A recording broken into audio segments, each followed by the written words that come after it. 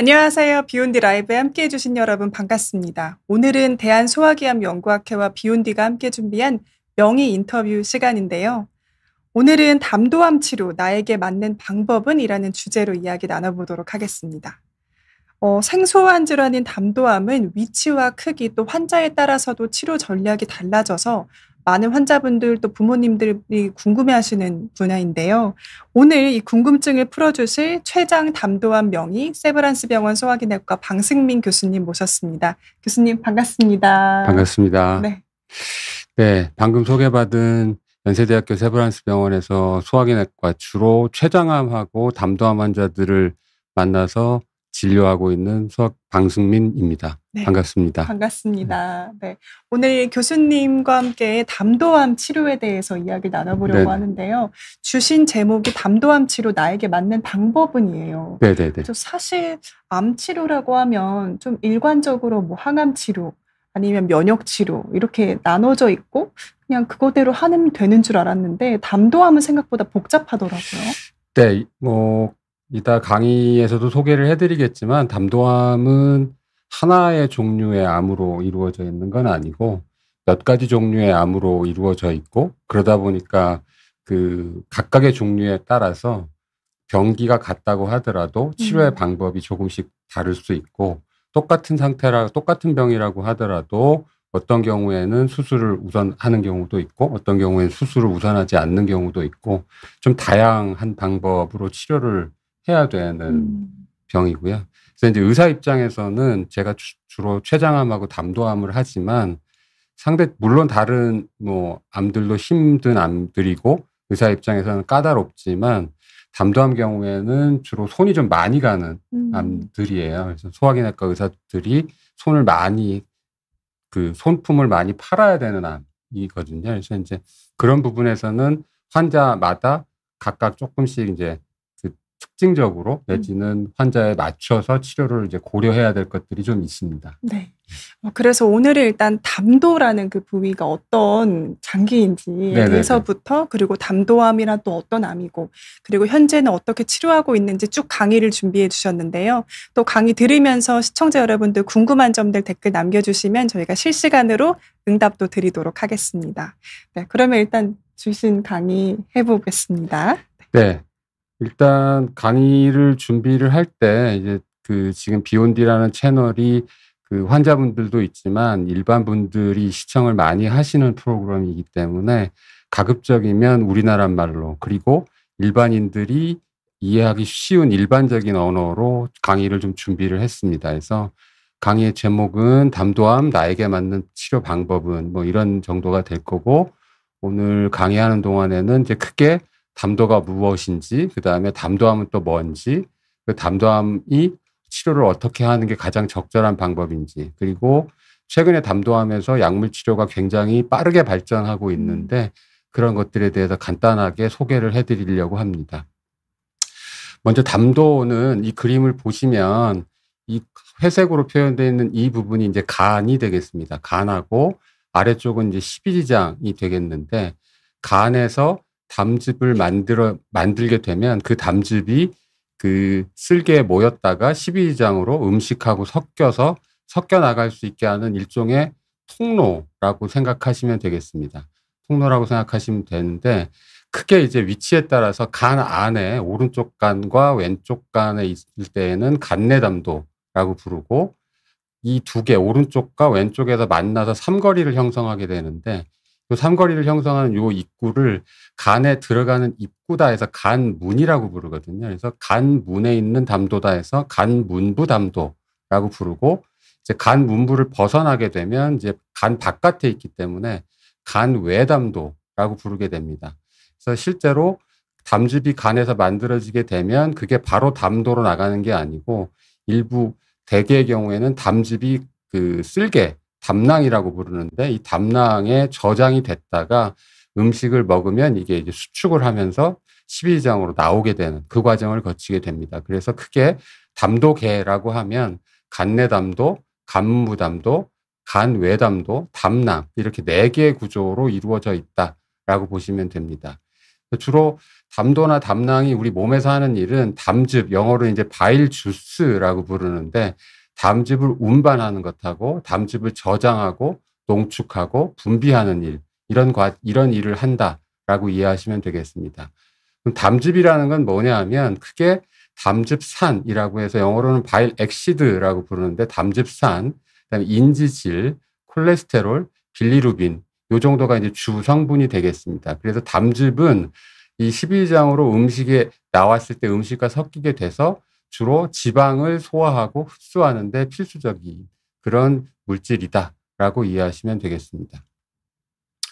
그러면 담도암은 무엇이냐? 담도암은 말 그대로 간내담도, 가문부담도, 간회담도, 담낭 이 4개의 구조를 담도계라고 불렀으니까 이쪽에 생기는 악성정형을 통칭해서 우리가 이제 담도암이다 내지는 담도암, 담낭암이다 이렇게 부르게 됩니다. 그래서 발생 위치에 따라서 이름도 다르고 특성과 증상도 다릅니다. 즉 간내담도에서 생기면 간 안에 생기기 때문에 그걸 간내담도암이라고 부르고 대개 이제 환자들이 간내담도암이다라고 얘기하면 그러면 간 안에 있는 암이니까 간암이에요라고 물어보는데 간암과 간내담도암은 기원하는 세포가 다른 거죠.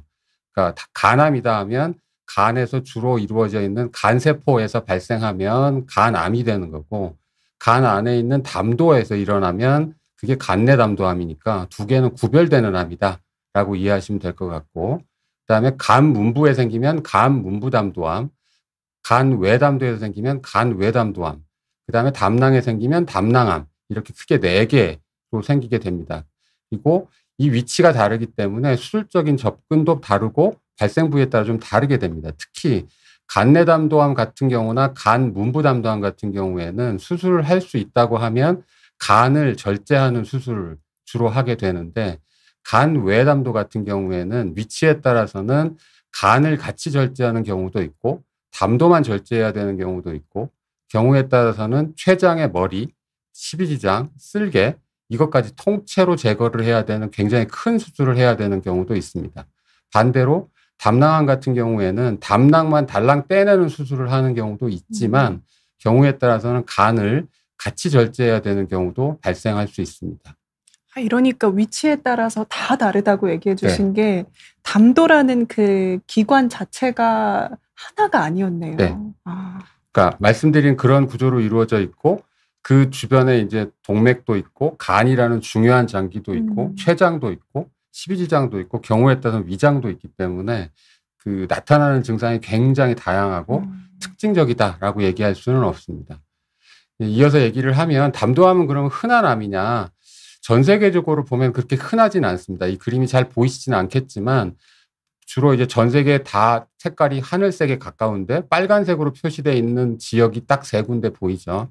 이 중에 하나가 중국이고 하나가 태국이고 하나가 우리나라입니다. 그리고 여기는 표시는 되어 있지 않지만 칠레도 마찬가지입니다. 그래서 이게 이제 전 세계 담도암 통계인데 우리나라가 굉장히 높은 쪽에 속하고요. 칠레도 상당히 높은 축에 속하는 것으로 되어 있습니다. 우리나라는 이제 그 암정보 암등록 사업을 하고 있기 때문에 연간 발생 건수를 가지고 다빈도암 빈도를 매기게 되는데 뭐 갑상선암부터 쭉 서열을 매기게 되면 한 9번째 정도에서 우리나라의 담낭암과 담도암이 발생하는 걸로 돼 있고 1년에 연간 한 7,000명이 조금 더 생기는 걸로 보고가 되고 있습니다. 그런데 보시면 이건 이제 5년 생존율에 대한 얘기인데 5년 생존율을 보시면 담낭암하고 담도암이 췌장암하고 비슷하게 예후가 굉장히 안 좋습니다. 즉 진단을 받았을 때 5년을 살 수 있는 확률이 약 한 28%가 조금 더 되니까 70%의 환자는 진단을 받고 5년을 그 이후에 살아갈 수 있을 확률이 없다는 거죠. 그러니까 30%만 5년을 살 수 있는 암이니까 우리나라 같은 경우에 이제 췌장암하고 담도암은 치료 성적이 굉장히 안 좋은 암이다. 근데 이게 우리나라만 그러냐? 전 세계적으로 거의 공통되다라고 보시면 될 것 같습니다. 이제 조금 본론으로 들어가서 그러면 증상이 다양하다고 했는데 어떤 증상들이 있을 거냐를 보시면 대표적인 증상은 말씀드린 대로 간내 담도암이나 담낭암 같은 경우에는 주로 복통이 주 증상입니다. 간이나 쓸개에 종괴를 형성하기 때문에 그것 때문에 종괴에 의해서 이제 통증이 오게 되는 경우가 대부분인데, 배가 아프면 그럼 다 담낭암, 담도암이냐? 그렇지는 않겠죠. 그러니까 굉장히 모호하다 증상이, 이렇게 얘기를 할 수 있을 것 같고, 간문부 담도나 간 외담도암 같은 경우에는 아까 그림에서 보시는 것처럼 이렇게 파이프처럼 굉장히 가늘기 때문에 그 파이프가 딱딱하게 좁아지게 되거든요. 좁아지게 되면 담즙의 배출이 잘 안 돼서 황달이 생기게 됩니다. 황달이 생기고 뒤따라 복통이 오게 됩니다. 그래서 이 환자의 그림 보시면 눈동자가 이렇게 하얀 눈동자가 노르스름하게 되고 피부도 노르스름하게 반짝반짝하죠. 이런 것들이 이제 공막에 황달이 있다, 피부에 황달이 있다, 이렇게 얘기하는 거죠. 이제 황달은 꼭 담도에 암이 있을 때만 나타나는 증상은 아닙니다. 그래서 대개의 경우에는 간 기능이 나빠서, 우리 이제 혹시 예전에 뭐 예능 프로를 보셨을지 모르겠지만 지금은 종영했지만 무한도전에서 박명수 공이 급성 간염으로 황달이 생겼었죠. 네네네. 근데 그런 경우는 이제 간 기능이 나빠서 생기는 거죠. 간 기능이 나빠서 생기는 황달하고 담도암의 황달은 좀 다릅니다. 담도암의 황달은 말씀드린 대로 담즙이 배출되는 파이프, 담도가 좁아지고 막혀서 폐쇄가 되게 생기니까 결국 이제 그걸 폐쇄성 황달, 영어로는 obstructive jaundice라고 부르고요. 이거는 말 그대로 담즙이 정체되거나 폐쇄돼서 나타나는 황달이다. 그리고 피검사상에서도 특징적으로 간 기능 검사 중에서 알칼라인 포스파테이즈, 영어 약자로 이제 ALP라고 하는데, 그거나 감마지티의 상승이 두드러지면서 황달이 나타날 때 숫자로는 이제 토탈 빌리루빈이라고 하는 이 수치가 올라가게 되는데, 황달의 초기, 담즙의 정체의 초기 상태에서는 실제 황달 숫자는 보이지 않고 ALP 수치와 감마지티 수치만 상승하는 경우가 대부분입니다. 그래서 이제 이런 경우에는 전문가들, 저 같은 전문가들은 이럴 때는 담즙의 정체가 있을 가능성이 있다, 검사를 해야 된다라고 얘기를 할 수 있게 되겠죠. 그러니까 건강검진에서 이제 좀 오해를 하실 수도 있는데, 건강검진에서 간혹 감마지티만 오르는 경우도 있거든요. 그런 경우에 남성분들 같은 경우에는 음주를 많이 했다든지 그럴 때도 올라갈 수 있으니까, 이게 높다고 해서 담도암이다, 꼭 그런 건 아니니까 그런 거 좀 유의해서 들으셔야 되고, 근데 이제 황달이 심해지게 되면 이제 공막, 그림에 보시는 것처럼 하얀 눈동자, 그다음에 피부, 여기가 이제 노래지고 대변으로 담즙이 나가야 되는데 대변으로 담즙이 나가지를 않으니까 소변으로 나오게 되거든요. 그러니까 소변 색깔이 담즙색으로 변하는 거죠. 담즙색으로 변해서 소변색이 노래지고, 반대로 담즙이 대변으로는 안 나오기 때문에 우리가 황금색 변 하는데, 그 황금색이 담즙의 색깔이거든요. 그러니까 담즙의 색깔이 빠지기 때문에 회색 내지는 흰색, 그냥 뭐 일반 언어로 얘기하면 시멘트 색깔이라고 얘기하거든요. 시멘트 색깔의 대변을 보게 되는 경우가 있습니다. 이제 담도암의 적절한 치료는 그럼 어떤 게 있냐를 얘기할 때, 우선은 모든 암종이 마찬가지지만 종양을 진단하게 되면 가장 중요한 건 정확한 평가, 그다음에 병기 설정이 돼야 되겠죠. 몇 기냐, 1기냐, 2기냐, 3기냐, 4기냐에 따라서 치료의 방법이 달라질 거고, 위치가 어디냐, 아까 말씀드린 4개의 종류, 간내담도암이냐, 간문부담도암이냐, 간외담도암이냐, 쓸개암이냐, 담낭암이냐, 이런 것들에 따라서 얘기가 좀 달라질 거니까 그런 것들을 좀 정확히 해야 되고요. 대개 간문부담도암이나 간외담도암, 쓸개암 같은 경우에는 황달을 동반하기 때문에 치료를 할 때 암에 대한 치료를 우선하는 게 아니고 이런 황달에 대한 치료를 먼저 하게 됩니다.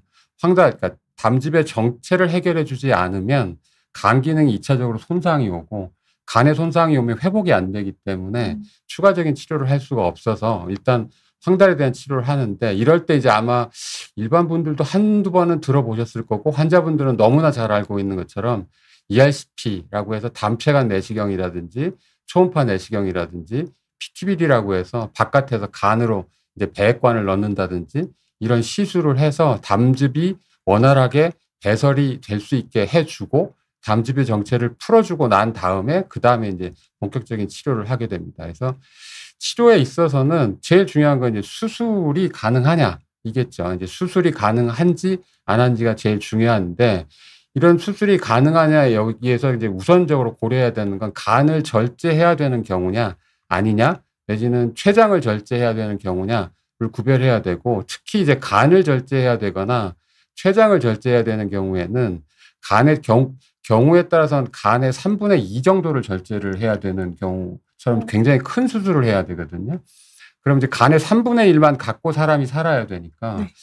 이게 100%의 간에서 70%는 제거하고 30%를 갖고 살아야 되면 그걸로 이 사람이 살아갈 수 있을 거냐, 생존할 수 있을 거냐의 문제이기 때문에 남은 간, 30%의 남은 간이 간 기능이 온전하겠느냐, 살아갈 수 있겠느냐에 대한 평가가 우선적으로 중요합니다. 즉, 수술은 기술적으로 가능한데 간을 자르고 났는데 자르고 나면 이 사람이 간 기능이 안 좋아서 간 기능 부전 때문에 살 수 없는 상황이라고 하면 그때는 기술적으로 수술이 가능하다고 해도 그 사람 수술을 할 수가 없는 거죠. 이제 그런 상황이 생기기도 합니다. 최근에는 뒤에 말씀드리겠지만 모든 암이 다 마찬가지인데 이제 유전자 변이, 그러니까 돌연변이라고 하죠. 돌연변이라든지 이런 것들에 따라서 특징적인 표적들이 나오고 그 표적을 대상으로 하는 치료제들이 많이 나와 있기 때문에 그런 것들을 분석하는 것들이 굉장히 중요합니다. 그래서 조직을 확보하는 게 굉장히 중요합니다.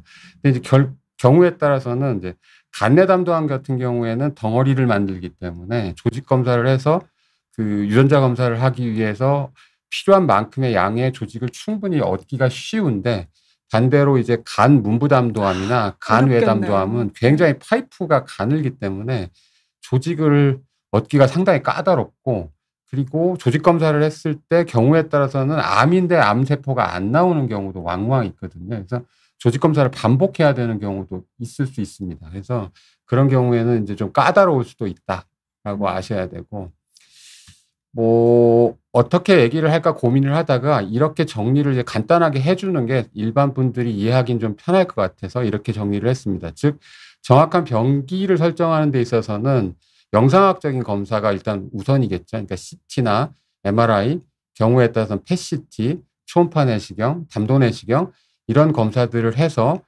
병기가 설정이 돼야 되고 병기가 설정이 돼서 수술이 가능하다. 그리고 사람이 수술을 감당할 수 있다라고 판단이 되면 수술을 하는 거고 수술이 안 된다라고 하면 그 다음 레벨로 가야 될 거고 애초에 수술이 불가능하다라고 하면 담도암에서도 췌장암과 마찬가지로 일단 우선적으로 항암 치료를 먼저 고려를 합니다. 항암 치료를 먼저 고려하는데 항암 치료도 마찬가지로 이게 독성이 있을 수 있고 부작용이 있는 거기 때문에 이 사람이 이 항암 치료를 감당할 수 있는 상태냐. 오늘도 외래를 제가 오전에 봤는데 외래에 한 84세 된 어르신이 오셨는데 휠체어를 타고 오셨어요. 근데 그분은 이제 간문부담도암이었는데 황달이 굉장히 심한 상태로 오셨고 시골에 사시다 보니까 발견이 좀 늦어져서 간 손상도 상당히 심한 상태였거든요. 그렇게 되면 뭐 담도 내시경을 해서 그 담즙백을 해결해주고 황달을 해결하고 나서 간 기능이 얼마나 회복되는지를 봐야 되겠지만 아마도 현재 상태로는 수술하기는 어려울 걸로 판단되고 항암 치료를 해야 되는데 연세가 80을 넘으신 상태고 전신 상태가 불량할 가능성이 높거든요. 이제 그렇게 되면 수술도 어렵고 경우에 따라서 항암 치료도 어렵게 되는 거죠. 그러면 이제 말 그대로 이제 완화적인 보존적인 치료만 할 수밖에 없는 상황이 될 거고 이런 것들이 감당을 할 수 있다라고 하면 이제 항암제 선택을 해야 되겠죠. 항암제 선택을 할 때는 여기 비용, 효과, 부작용, 치료 의지 이런 걸 따진다고 했는데 최근에 담도암은 뒤에 설명드리겠지만 표준 약제들이 굉장히 좋은 약들이 많아서 이제 비용이 조금 걸림돌이 되는 경우도 있기는 하지만 부작용이나 효과는 그렇게 이제 고려할 대상은 아니다라고 보셔도 될 것 같고 그다음에 치료를 하는 과정에서 2달이나 석 달에 한 번 정도 항암 치료를 하면 이제 그 반응 평가를 해야 되겠죠. 이제 약의 효과가 얼마나 좋은지를 보고 그 효과가 좋다라고 하면 예를 들어서 그 효과가 있다라고 하면 치료를 지속할 수도 있고 효과가 너무 좋아서 병기가 내려가서 3기, 4기의 환자가 2기, 1기로 내려간다. 그러면 다시 이제 수술을 고려할 수 있는 상황으로 갈 거냐를 또 평가를 해서 다시 돌아가게 되겠죠. 그럼 수술을 할 수 있으면 수술로 넘어가는 거고 여의치가 않다. 효과는 있지만 수술을 고려하기는 부족하다라고 하면 이제 치료를 계속해서 해야 되는 그런 상황이다. 이게 이제 통상적으로 담도암을 치료하는 과정이다라고 이해하시면 될 것 같습니다. 마지막으로 이제 담도암의 약물의 치료에 있어서 진화 발전이라고 써놨는데 여기 보시면 크게 이제 카테고리를 3개로 제가 나눴습니다. 그래서 세포 독성 화학 항암제. 이게 이제 우리가 일반적으로 일반인들이 알고 있는 항암제입니다. 뭐 약의 이름을 굳이 언급하자면 5FU, 시스플라틴, 젬시타빈, 옥살리플라틴, 이리노테칸 이런 것들은 암세포를 죽이는데 물론 암세포의 특징을 이용해서 암세포를 죽이지만 그냥 간단하게 얘기하면 빨리 자라는 세포는 다 죽인다. 이게 이제 세포 독성 항암제의 특성이거든요. 그러니까 빨리 자라는 세포는 다 죽이기 때문에 암인지 아닌지는 중요하지 않은 거죠. 이 약들에 있어서. 그러니까 우리 몸에서 빨리 자라는 세포들이 대표적인 게 머리카락, 그다음에 위장세포, 점막세포, 그다음에 뭐 혈구세포 이런 것들이니까 항암 치료하면 머리카락이 빠진다, 구역구토가 있다 이런 것들이 이제 이런 것 이 비특이적인 약물들이기 때문에 나타나는 부작용이다라고 생각하시면 되고 특징적으로 이런 약들은 담도암 그러면 담도암이라고 하더라도 여기 그림에 제가 보여드렸는데 각각의 환자가 다 담도암이라고 전제했을 때 유전적으로 봤을 때는 똑같은 담도암이지만 다 다르거든요. 색깔이 다 다르네요. 색깔이 다 다른데 이런 상태에서는 이런 건 중요하지 않습니다. 그냥 담도암이면 이 약을 쓰는 거죠. 이 약을 통칭해서 한꺼번에 쓰니까 영어로는 이제 원 사이즈 피츠 올이라고 해서 우리 기성복을 입을 때 맞춤 옷이 아니니까 내가 기성복에 맞춰 입는 거잖아요. 그런 거라고 보시면 되는데 표적 항암제는 좀 얘기가 다르죠. 표적 항암제는 유전자의 분석들이 발전하면서 특정한 세포, 그러니까 종양세포의 특징적인 세포들, 이제 유전자의 시그널이라든지 이런 것들이 이제 돌연변이라든지 이런 것들이 있을 때 특히 이제 담도암 같은 경우에는 이름이 좀 어렵지만 FGFR2라고 하는 유전자의 그 퓨전 내지는 IDH1의 돌연변이 헐트의 가바리안 이런 것들이 담도암에서 뭐 많게는 50%, 적게는 10%이 정도는 있을 수가 있는데 이런 것들에 대한 약들이 있거든요. 근데 이제 담도암 환자 중에 모든 환자가 다 갖고 있지는 않지만 그런 것들을 카테고리를 나눌 수가 있습니다. 이런 돌연변이를 갖고 있는 그룹, 이걸 갖고 있는 그룹. 그럼 이건 이제 층화를 할 수 있겠죠. 그러니까 영어로 이제 스트래티파이 한다고 하는데 스트래티피케이션이 되면 그런 스트래티피케이션의 약을 골라 쓸 수 있는 거죠. 그러니까 이게 일종의 이제 맞춤 치료의 단계로 넘어가고 있는 거죠. 그 다음 레벨이 이제 면역 항암제라고 생각하시면 될 것 같습니다. 면역 항암제는 말 그대로 면역세포, 우리 몸의 면역세포가 암세포를 죽일 수 있기 때문에 그 암세포가 그 면역세포에 의해서 죽을 수 있도록 도와주는 약이라고 생각하시면 됩니다. 그래서 크게 면역세포제는 면역관문 억제제, 면역세포 치료제, 암백신 2단계로 나눌 수 있고 지금 현재는 여기까지는 와 있습니다. 그래서 면역관문 억제제는 담도암에서 1차 약제로 사용이 되고 면역세포 치료제는 아마 국내 같은 경우나 아니면 해외 일본 같은 경우에도 뭐 아마 한 번쯤은 들어보셨을 거예요. 뭐 NK셀 그다음에 뭐 이런 그 암세포를 사멸할 수 있는 세포들을 피를 뽑아서 배양하고 그거를 넣어서 몸속에 다시 넣어서 이제 암세포를 죽이는 치료, 세포를 이제 이식하는 거죠. 그런 치료제라고 보시면 되고 암백신은 암에 대한 우리 몸을 면역 기능을 아예 획득시켜서 그게 우리 몸의 면역 세포들이 암세포를 죽여나갈 수 있게 하는 거라고 보시면 되죠. 이렇게 되면 이제 한 사람에 맞춰서 개인별 치료를 할 수 있다. 이렇게 보시면 될 것 같습니다. 죄송합니다. 조금 더 정리를 하면 타겟 세라피, 표적 치료제라고 하면 종양세포에서 나타나는 특징적인 분자생물학적인 변화를 표적으로 한다. 담도암에서는 대표적으로 이런 것들이 있습니다. 그래서 조직을 얻으면 이런 것들의 돌연변이가 있는지 변화가 있는지를 확인하기 위해서 이제 유전자 검사를 하게 되죠. 근데 이제 아쉽게도 우리나라 의료보험 체계에 있어서 지금 뭐 폐암 같은 경우에는 거의 대부분을 건보해서 보담을 해주는데 담도암이나 췌장암 같은 경우에는 80%를 환자가 부담해야 되는 한계가 좀 있습니다. 그래서 이제 비용 부담이 좀 있죠. 비용 부담이 있지만 그래도 지금은 거의 이제 루틴하게 큰 병원에서는 이런 분석들을 하고 있다. 그래서 이런 분석들을 해서 이런 것들이 있으면 제가 빨간색으로 표시해 놓은 것들이 영어로 되어 있지만 아마 실제 처방을 할 수 있는 약들, 우리나라에서도 처방을 할 수 있는 약들이라고 보시면 되겠습니다. 그리고 이게 이제 표적 치료다 보니까 아까 세포독성 항암제들은 그냥 빨리 자라면 다 죽인다라고 얘기를 했는데 얘는 빨리 자라는 게 아니고 이런 문제가 있는 아이들만 선택적으로 죽이게 되기 때문에 종양의 특이성이 상대적으로 좀 높습니다. 종양의 특이성이 높지만 이런 것들 때문에 결국은 화학항암제의 공통적인 부작용, 탈모라든지 구역구토라든지 이런 것들은 좀 적다. 좀 수월하다, 환자 입장에서 이렇게 이해할 수 있겠습니다. 면역관문 억제제는 담도암으로 지금 치료를 받고 계신 분들은 아마 한 번쯤은 들어보셨을 것 같고요.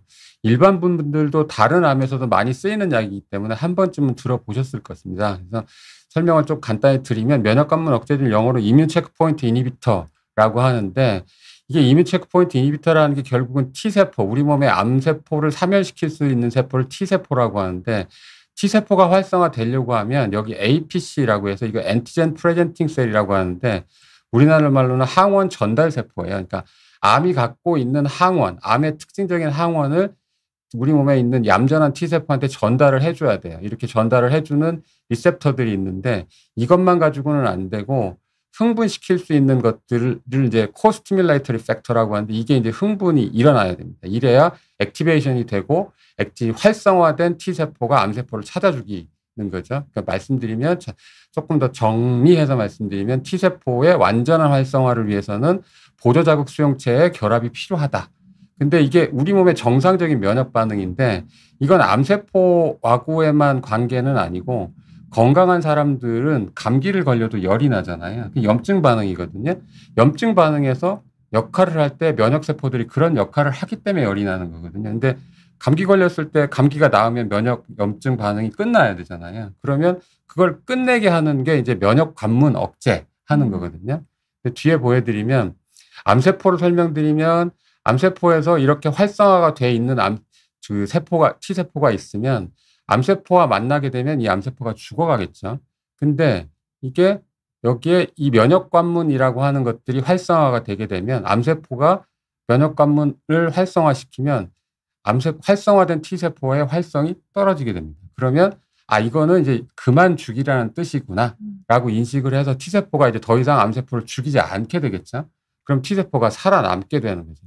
사실은 이게 결국 이제 조금 더 어려운 말로 얘기하면 이제 면역 관문이라고 하는 게 여러 가지가 있지만 그 중에 대표적인 게 PD1, PDL1이라고 해서 T세포에는 PD1이 있고 암세포에는 PDL1이라는 게 있어서 이게 이제 만나게 되면 이제 면역 관문이 억제된다라고 얘기하는데 이거는 사실은 T세포가 지나치게 활성화돼서 문제가 되면 안 되기 때문에 정상적인 면역 기능 억제 기능인데 암세포가 그걸 이용하는 거예요. 굉장히 영리하죠. 그래서 이제 나는 정상적인 세포고 정상적으로 죽으면 안 되는 세포니까 죽이면 안 돼라고 T세포한테 시그널을 주는 거죠. 그런 척을 하는 거네요. 그렇죠. 네, 그렇죠. 정상인 것처럼. 네. 그래서 이제 브레이크를 걸어준다 해서 제가 이제 그림을 걸어주는데 이제 브레이크를 걸어주는 거다라고 얘기를 할 수 있습니다. 실제 임상에서 보시면 이제 암세포를 죽인 T세포하고 암세포가 있을 때 말씀드린 대로 PD1하고 PDL1이 붙어 있게 되면 얘가 활성화가 떨어지기 때문에 암세포를 죽이지 못하게 되는 거죠. 암세포인지를 모르게 되는데 그거를 중간에 여기를 차단시켜주는 약들이 이제 면역관문 억제제라고 해서 T세포의 PD1을 차단하는 것도 있고 암세포의 PDL1을 차단하는 것도 있어요. 그래서 PD1을 차단하는 거는 펜브롤리주맵이라고 하는 거는 니볼루맵, 상용 약품으로는 뭐 키투르다 뭐 이런 것들이 될 거고 PDL1을 차단하는 건 더발루막 이런 것들이 있는데 이런 것들은 정상적인 면역 반응을 차단하는 거기 때문에 정상적인 면역 반응을 활성화시키게 되겠죠. 활성화시키면 T세포가 흥분을 유지하게 될 거 아니에요. 흥분을 유지하면 암세포만 죽이면 좋은데 면역학적인 부작용이 나타날 수 있습니다. 그러니까 건강한 내 몸의 세포도 나쁜 세포라고 생각을 할 수 있기 때문에 자가면역 반응과 유사한 문제들이 일어나서 갑상선에 염증이 생긴다든지 당뇨가 온다든지 피부 발진이나 소양감, 뭐 대장염, 간염 이런 부작용이 간혹 생길 수는 있습니다. 이거는 통상적으로 우리가 쓰고 있는 일반적인 항암제에서는 볼 수 없는 면역 부작용이 되겠습니다. 마지막으로 지금 현재 담도암에서 표준약제, 1차 표준약제로 쓸 수 있는 약이 두 가지가 이제 치료 요법이 있는데 간단히 소개를 해드리겠습니다. 하나는 젬시타빈, 시스플라틴, 더발루막, 이게 상품명으로는 임핀지라고 하는 약인데 이 세 가지 요법이 나오기 전에 요 두 가지만 쓰는 것들이 표준요법이었어요. 요 두 개가 표준요법이었는데 여기에 이게 면역관문 억제제거든요. 면역관문 억제제를 썼더니 생존 기간이 유의하게 늘어나더라라고 얘기를 할 수 있습니다. 그래서 뭐 한 달 정도의 생존 기간을 증가시켰다라고 약제라고 해서 통계적으로 유의가 있다고 해서 지금 현재는 이 두 가지 약제를 일체 약제로 쓰는 것보다는 이 세 가지 약제를 일체 약제로 쓰는 걸 선호를 합니다. 마찬가지로 그 뒤에 똑같은 면역관문 억제제인 펜브롤리즈맙을 병용했을 때 두 가지 약을 썼을 때에 비해서 효과가 더 좋아서 약 마찬가지 한 2달 정도의 치료 생존 기간을 연장시킨 그런 성적을 보여서 지금 현재는 국내에서도 젬시타빈 시스플라틴을 단독으로 두 가지만 쓰는 경우보다는 초치료 약제로 젬시타빈 시스플라틴 펜브롤리즈맙 내지는 젬시타빈 시스플라틴 더발루맙 이 세 가지 약제를 쓰게 됩니다. 근데 이제 이게 치료 성적은 좋은데 결국은 이제 면역관문 억제제라고 하는 거는 상당히 고가의 약제인데 아직은 의료보험 우리나라의 건보에서 이게 이제 보험으로 커버가 되지 않고 있어서 이제 환자들 입장에서는 상당한 비용의 부담이 좀 있는 상태입니다. 그래서 아마 내년쯤에는 이게 전체가 보험으로 등재가 될 것 같기는 한데 그 부분은 조금 더 기다려 봐야 될 것 같습니다. 마지막 슬라이드인데요. 이게 제가 일반 분들을 대상으로 건강 강좌나 이런 걸 할 때 마지막 슬라이드로 항상 사용하는 건데 네.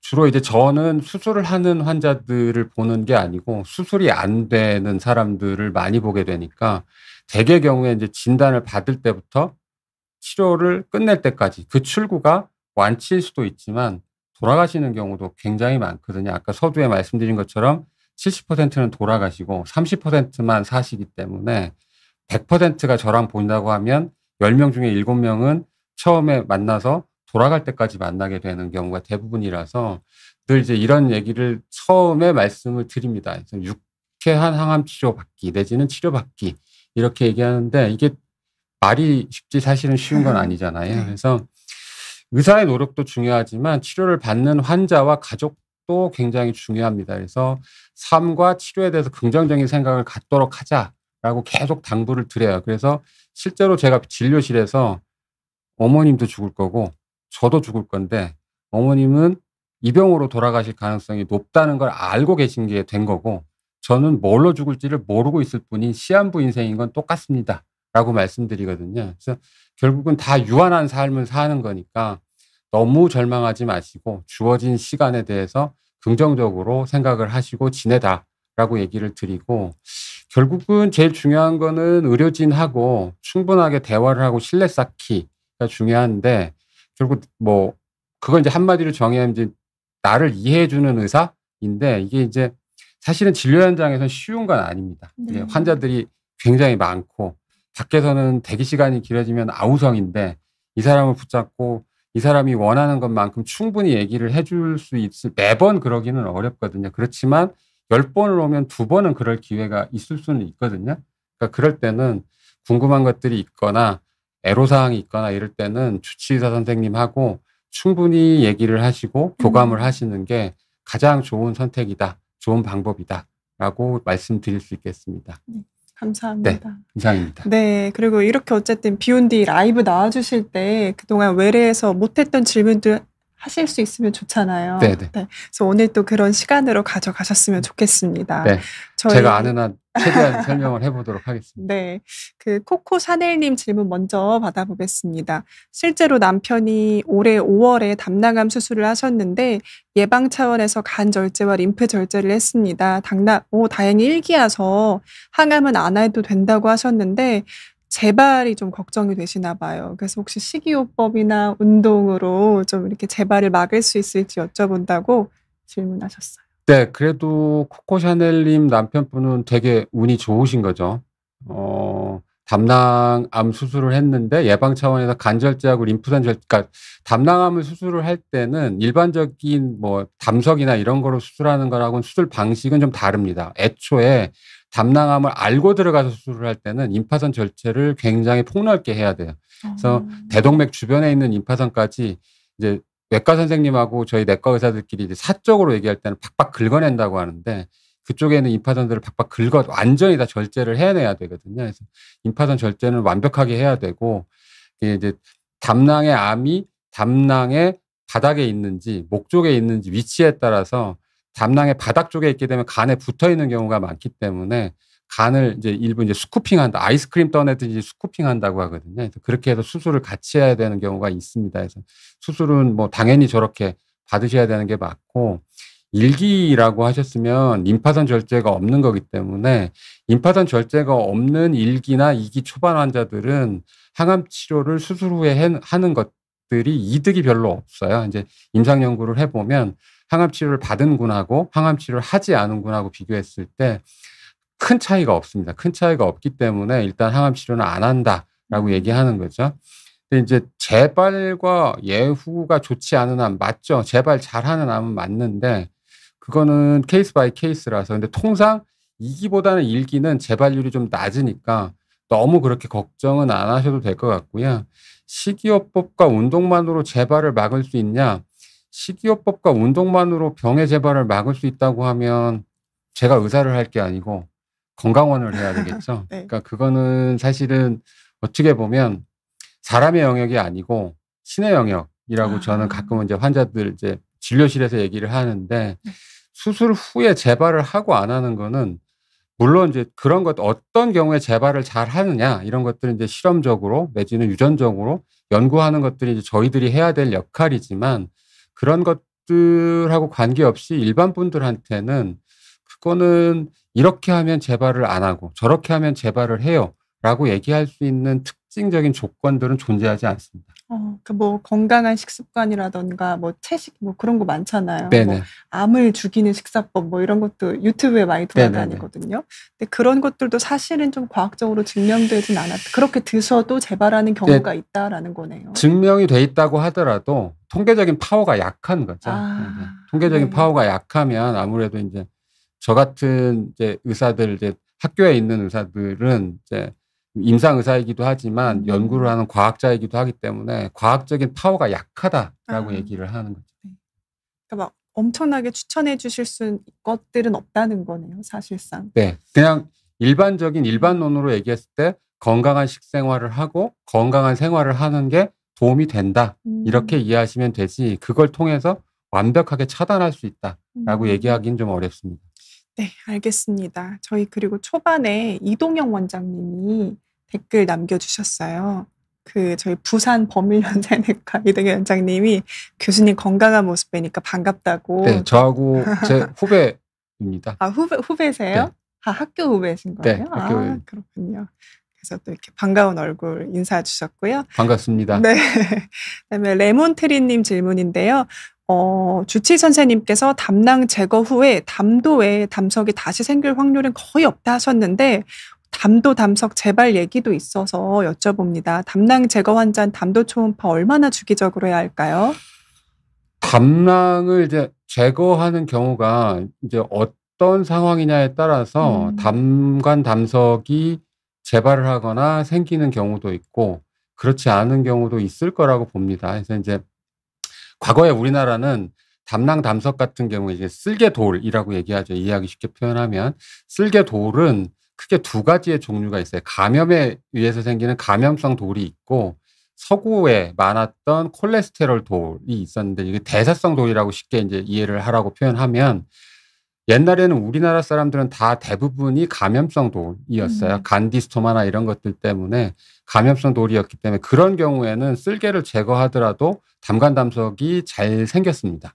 그런데 이게 우리나라의 수준, 이제 경제적인 수준이 올라가고 위상의 상태가 올라가면서 담낭 담석도 서구화돼서 이제 대부분은 콜레스테롤 담석, 즉 대사성 담석이거든요. 그런 경우에는 담낭을 담석의 원인으로 제거를 했을 경우에 담도 담석이 재발하는 경우는 그렇게 높지는 않습니다. 그래서 담낭의 담석 때문에 담낭을 제거한 경우라고 했을 때 담도 초음파를 주기적으로 해야 될 이유는 없습니다. 엄밀하게는. 그래서 주기적으로 하지 않아도 되는 거예요? 그렇죠. 네. 안 하도 된다. 네, 맞습니다. 시원하게 얘기해 주셨네요. 알겠습니다. 그다음에 한송이님께서 담석 제거를 하셨는데 4개월 차시래요. 한 번씩 소화가 안 되는데 회복 기간을 몇 개월까지 봐야 할까요? 하시네요. 담석을 제거한 건지 담낭을 제거한 건지가 명확해야 될 것 같은데, 담석을 제거했다는 게 예를 들어서 담관에 있는 총담관 담석을 내시경으로 제거한 거라고 하면 소화가 잘 안 되기는 어려울 것 같고요. 대개 경우에 담낭을 제거했을 때, 그러니까 쓸개를 뗐을 때 소화가 잘 안 된다, 내지는 경우에 따라 속이 쓰리고 아프다 이런 얘기를 하는 경우가 있을 수는 있는데, 그런 경우는 아까 이제 서두에 말씀드린 것처럼 담낭을 제거하게 되면 담낭의 기능이 없어지게 되는 거잖아요. 네. 담낭의 기능은 말씀드린 대로 담즙을 모았다가 음식을 먹으면 주기적으로 장으로 배출해 주는 역할인데, 그게 없어지게 되니까 담즙이 시도 때도 없이 장으로 계속 나오게 되겠죠. 그죠? 장으로 시도 때도 없이 계속 나오게 되면 이게 밑으로만 내려가 주면 좋은데 위로도 올라올 거잖아요. 역류를 해서 위쪽으로 올라오게 되면 이제 위험이 잘 생깁니다. 그래서 이제 아주 옛날의 보고에 따르면 담낭을 제거하고 나서 한 10년 정도가 지나면 담즙 역류에 의한 그 위장염이 심한 경우가 많다, 이런 보고들이 아주 옛날에는 있었거든요. 그런 경우에는 이제 소화가 잘 안 되고 더부룩하다 이렇게 되는 경우도 있고, 경우에 따른 담즙이 계속해서 장으로 나가면서 그게 이제 약간 뭐라고 해야 될까요? 우리 세제와 비슷한 역할을 하는 거기 때문에 몸속에서 그것 때문에 장에 자극이 계속 오게 되면 설사를 하시는 경우도 있어요. 근데 이제 그런 것들은 소화가 잘 안 된다라고 표현할 수 있는데, 그런 것들은 우리 몸이 적응할 시간이 필요하죠. 어떤 사람은 수술을 하고 나서 바로 좋아지는 경우도 있고, 경우에 따라서는 6개월 이상 지속되는 경우도 있어서 그거는 이제 시간을 좀 두고 지켜보셔야 될 것 같고, 통상의 경험으로 따지면 한 6개월 정도가 지나면 어느 정도는 회복을 하더라. 이거는 개인적인 경험인 것 같습니다. 담낭이라고 지금 댓글 네. 주셨는데 네. 그러면 좀 6개월 이상 더 걸릴 수도 네. 있겠네요. 네. 네. 조금 지켜보시고 혹시 좀 할 수 있는 어떤 생활 습관이나 그런 게 있을까요? 제일 중요한 거는 규칙적으로 식사를 하시는 게 제일 중요해요. 네네. 제일 하루에 3끼를 배가 고프든 고프지 않든 규칙적으로 드시는 게 좋고, 경우에 따라서는 밤 늦게 야식이라든지 이런 것들은 피하시는 게 좋고, 지나치게 기름진 음식은 조금 당분간은 피하시는 게 조금은 좀 소화를 편안하게 하는 데 도움이 될 것 같습니다. 알겠습니다. 식사 시간에 그 통일해서 일관적으로 매일 먹는 게 좋나요? 요즘 저처럼 이제 현대인들은 그렇게 못 먹거든요. 저도 실제로 잘 못하는데, 저처럼 췌장이나 담도를 보는 의사 입장에서는 제가 이제 특히 나이가 많은 어르신들한테 담낭에 염증이 잘 생기거든요. 근데 젊은 사람들은 염증이 생기면 최악의 경우에 수술하세요라고 얘기하면 되는데, 팔순이 넘은 어르신이거나 특히 이제 뭐 이러저러한 기저질환 때문에 거동이 불편하신 어르신들 같은 경우에 쓸개 염증이 생기면 수술하세요라고 함부로 얘기하기가 굉장히 어렵죠. 그 수술 자체가 부담스러우니까. 근데 이제 그런 경우에는 끼니를 잘 챙겨 드세요라고 얘기를 하거든요. 그러니까 쓸개가 게을러지지 않게 하기 위해서 규칙적으로 식사를 하라고 하는 거죠. 아까 말씀드린 대로 쓸개는 늘어났다 줄었다를 해야 되잖아요. 늘어났다 줄었다를 해야 되는데 이게 규칙적으로 되지 않으면 쓸개가 계속 늘어나 있게 되겠죠. 계속 늘어나 있는 시간이 많아지면 쓸개 수축력이 떨어져요. 쓸개의 수축력이 떨어지면 계속 늘어나 있는 상태니까 우리 몸속에도 마찬가지고 물이 고여 있으면 썩잖아요. 마찬가지죠. 쓸개에서 담즙이 고여 있는데 완벽하게 배출이 되고 다시 저장이 되고 이래야 되는데 그게 잘 안 되면 염증이 자꾸 생기겠죠. 그런 것들이 좋지 않은 거죠. 알겠습니다. 이것도 소화기내과 교수님의 팁이네요. 식사는 규칙적으로. 혹시 아침 꼭 먹어야 하나요? 드시는 게 좋죠. 이론적으로는. 먹는 게 이론적으로는 좋다. 알겠습니다. 그다음에 배제크님께서 초음파를 보셨는데 담낭에 줄이 있다라고 하시네요. 근데 이런 건 또 왜 그런 걸까요? 하셨어요. 이런 경우도 있나요? 담낭에 줄이 이게 그러니까 어떻게 그러니까 의사 선생님이 설명을 하실 때 어떤 표현을 하신 건지를 사실은 잘 이해는 하기가 어려운데 담낭에 줄이 있다? 근데 통상은 이제 담낭에 문제가 있다고 얘기하면 둘 중에 하나예요. 용종이나 덩어리가 있다. 아니면 대개는 담낭의 벽이 두껍다. 담낭벽이 두껍거나 두껍다라고 얘기하는데, 담낭의 벽이 두꺼운 경우는 대개 경우에는 그냥 단순한 염증, 만성적인 염증 때문에 두꺼워지는 경우가 대부분이고, 염증이 심하면 담낭은 근육층이 두꺼워져요.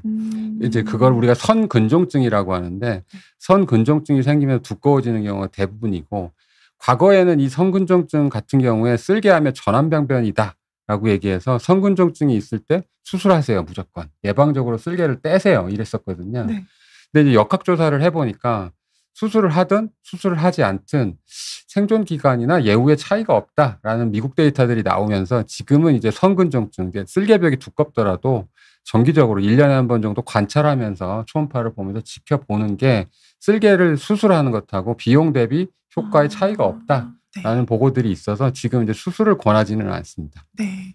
그러니까 그 벽이 두꺼워지면은 나타날 수 있는 그 최악의 상황이 어떤 거예요? 벽이 두꺼워졌을 때 첫 번째로 이제 걱정해야 되는 거, 이게 암 되는 거 아니야? 그래서 계속 관찰을 그렇죠, 하는 그렇죠. 거군요. 네. 알겠습니다. 그다음에 저희 온라이언님 질문인데요. 저혈당 쇼크가 자주 오신대요. 근데 혹시 이게 소화기내과에서 좀 이렇게 진료를 볼 수 있는 영역인지 질문을 주셨습니다. 그러니까 저혈당 쇼크가 올 때는 혈당이 30까지 내려가 계시고요. 위내시경은 아직 못 받으셨다고 합니다. 혹시 혈당이랑 담도랑 관련이 있다고 들어서 또 교수님께 이렇게 질문 드렸다고 해요. 엄밀한 의미로 혈당하고 담도는 큰 관련은 없고요. 지금 말씀하시는 거는 저혈당 쇼크가 자주 오는데 당뇨가 아니라고 하면, 그러니까 당뇨로 예를 들어서 인슐린 치료를 받고 있지 않은데 실제로 새벽에 저혈당 쇼크가 온다라고 하면 나이가 40세시면 이거는 검사를 해봐야 돼요. 좀 건강검진을 해보셔야겠네요. 아니요. 이거는 단순한 건강검진이 아니고요. 이게 이제 반복적인 저혈당이 오는 40대 여성분이기 때문에 이런 경우에는 우리 몸에서 인슐린이 과하게 분비되는 그런 상황이 있거든요. 그러니까 대개 이제 췌장이나 그러니까 아니면 위나 십이지장이나 장 어딘가에서, 그러니까 우리 몸에 인슐린을 분비하는 세포가 그 랑거한스 셀 중에 베타셀이라고 하는 것도 이제 인슐린을 분비하는데, 그런 인슐린을 과발현하는 상태에 있을 때 저런 일이 잘 생기거든요. 그 대부분의 이제 경우에는 이제 신경 내분비 종양이라고 해서 췌장에 그 조그만 혹 같은 게 있으면서 그게 그 인슐린을 자꾸 분비해서 그것 때문에 저혈당이 오는 게 반복되는 경우가 있을 수 있거든요. 그래서 저분은 병원에 소화기내과가 됐든 내분비내과에 가서 CT 정도는 한번 찍어봐야 될 것 같습니다. 네, 알겠습니다. 마지막으로 압구정 현대 101동 반장님 질문인데요. 초록색 변이 쓸개가 안 좋아서 나오는 거라고 들었는데 혹시 초록색 변을 자주 보면 안 좋은 건가요? 하시네요. 네, 저희 환자들이 이제 주로 이제 제 환자들이 췌장이나 담도에 문제가 있는 분들이라서 이제 변을 보면 이제 색깔이 잘 보고 오시는데 초록색 변 보면 걱정하시는데, 초록색 변은 담즙의 색이 초록색인 경우거든요. 물론 담즙의 색이 되게 컨디션이 좋을 때는 황금색으로 변해야 되는 게 맞는데, 담즙이 잘 흡수가 되지 않고 변에 많이 나오게 되면 초록색으로 보이는 경우가 왕왕 있어요. 그래서 이제 색깔 자체가 초록색이라고, 찐녹색이라고 해서 변이 안 좋다, 쓸개가 안 좋다라고 단정할 수는 없어요. 저 색깔만 가지고 쓸개가 안 좋다라고 단정하기는 어렵습니다. 근데 이렇게 자주 보시면 좀 걱정은 되시잖아요. 그럼 어떤 검사를 좀 해보면 좋을까요? 대개 경우에는 뭐 저런 경우에는 간 기능 검사하고 복부 초음파만 가지고도 어느 정도는 스크리닝을 할 수 있을 것 같습니다. 네, 알겠습니다. 교수님 앉아 계시니까 질문이 계속 들어오는데요. 마지막으로 레몬트리님 질문만 받겠습니다. 담낭 제거 환자가 위고비 마운자로 처방을 받으면 안 좋을까요? 라고 질문 주셨어요. 꼭 그렇지는 않습니다.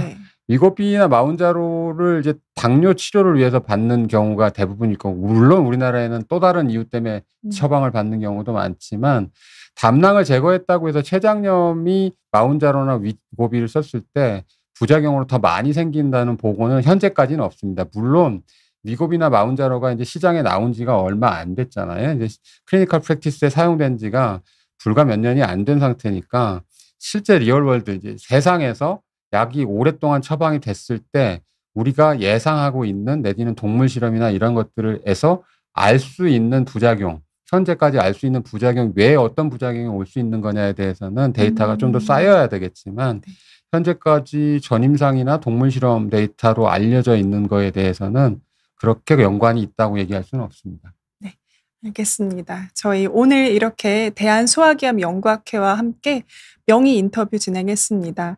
담도암에 대해서 세브란스 병원 소화기내과 방승민 교수님과 함께 했고요. 교수님 혹시 저희 마지막으로 비욘디 구독자분들께 해주실 수 있는 건강 팁이나 그런 거 있으시면 한 말씀 부탁드려도 될까요? 네, 뭐 소화기내과 의사이고 주로 췌장암, 담도암을 보니까 머릿속에 온통 대부분이 이제 췌장암 환자들, 담도암 환자들 그런 것들에 대한 생각들을 주로 많이 하는데 일반 분들 이제 비욘디 시청자분들도 아마 걸리고 싶지 않은 암 두 개를 그럼요. 꼽으라고 하면 두 췌장암, 개예요. 담도암일 네. 거예요. 췌장암, 담도암인데 췌장암, 담도암은 빈도가 흔한 암은 아니에요. 흔한 암은 아니니까 우리나라 같은 경우에는 정기적으로 건강검진을 하잖아요. 건강검진을 하니까 그런 건강검진을 잘 챙겨서 받으시고 예를 들어서 아까 서두에 말씀드린 그 혈액 검사라든지 초음파 검사라든지 이런 것들에 이상이 있다고 하면 그 1차 진료 기관에 있는 선생님들하고 충분히 상담을 하시고 추가적인 검사들을 잘 받아보시고 그리고 대학병원으로 이송을 해야 되는 상황이라고 하면 정기적으로 오셔서 체크를 받으시면 그런 일이 확률적으로 생길 빈도가 높지는 않으니까 너무 오늘 얘기한 것들에 대해서 공포를 느끼시지 마시고 평소에 똑같은 행복한 생활을 유지하시기를 부탁드리겠습니다. 그리고 소화기내과 의사로서 제일 부탁드리고 싶은 건 아까도 말씀드렸지만 평소에 건강한 섭생을 하시는 게 가장 중요할 것 같아요. 그래서 균형 있게 식사를 잘 하시고 규칙적으로 식사하시고 정기적으로 운동하시는 게 내 건강을 잘 유지하는 방법이다라고 교과서적인 얘기를 드리는 게 맞을 것 같습니다. 네, 알겠습니다. 규칙적인 식사도 하고 또 우리 모두 유한한 인생이라는 걸 기억하라고 또 교수님께서 위로의 말씀까지 주셨습니다. 네, 오늘 이렇게 방승민 교수님과 함께한 방송은 여기서 마무리하겠습니다. 시청해 주셔서 고맙습니다. 감사합니다.